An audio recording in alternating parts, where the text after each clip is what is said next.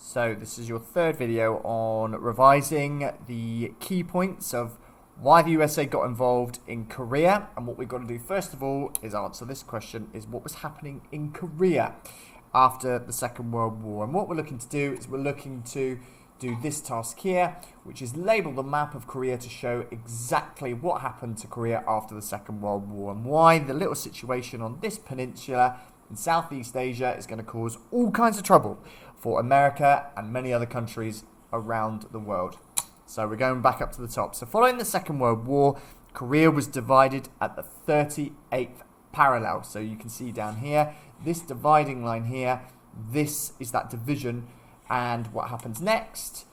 We've got two Koreas now rather than one.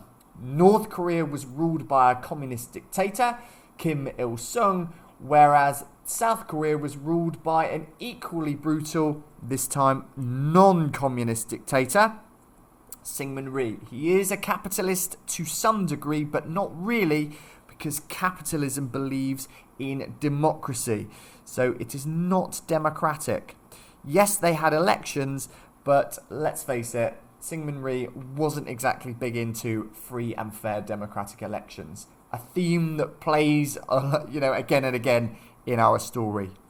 Kim wanted to unite North and South Korea as one communist country, and Syngman Rhee is exactly the same. So Mao and Stalin gave their approval for Kim to invade the South in June 1950. There was a bit of umming and ahhing by Stalin in particular, who wanted to try and avoid a conflict with the USA. Alright, wanted to avoid war. But he relented when Mao basically said, go for it, Kim, I'll back you, because I want to, obviously he didn't say this to Kim, he wants to have a say in what's going on in Southeast Asia. Because remember, China is just up here. So let's go to our task, which is labeling the map to show what happened to Korea. So here are the things that we need to include. So the 38th parallel is the first thing. So of course, the 38th parallel is there, isn't it? Yeah? And that is where Korea is divided. So we have here then, we have a North Korea and a South Korea. Remember, I'm using these key terms up here that's going to help us.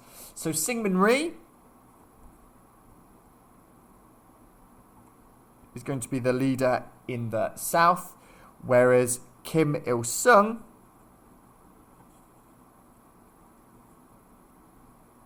is going to be the leader in the North. I'm just going to zoom this out ever so slightly so that we can see the whole diagram. That's a bit better. Yeah? So North Korea is a communist country,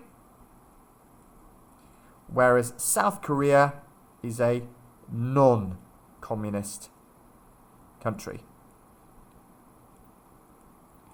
And we talk about this idea of dictatorship.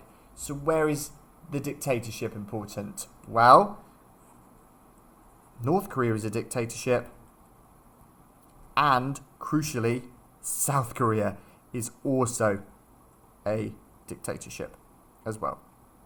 Right? And we see here, I'm just going to draw a line over here, because just across here, this is something called the Yalu River all around here. There's a great big river in Southeast Asia, and China is just across the border. So it is next to North Korea. Yeah? So this is the situation. June 1950, right? 1950. North invades the South. So what Kim wants to do is he wants to unite both North and South Korea. Don't forget, Syngman Rhee wanted to do exactly the same, but Kim's a bit more brave, shall we say. He's got the backing of Mao and Stalin.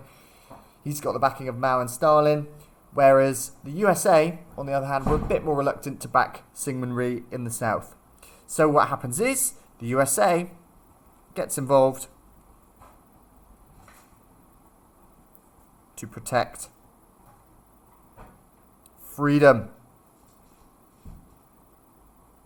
and that is protecting South Korea. Yeah, so it's slightly more complicated. The USA don't get directly involved. They of course get the UN, but we'll talk about that at a later date. So that is your task completed. There is a lovely scribbly diagram, but essentially going all the key points, getting into our heads why this situation in Korea was complicated and difficult in 1950. The prelude to disaster, to all intents and purposes.